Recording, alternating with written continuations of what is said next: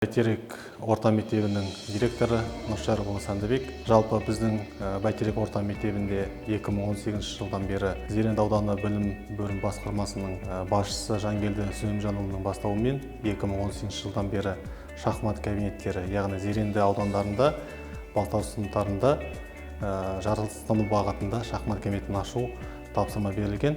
Сол бағытта біз қазір жұмыс жасап жатырмыз. Қасен Талғат Бақытұлы атындағы шахмат кабинеті ашылды.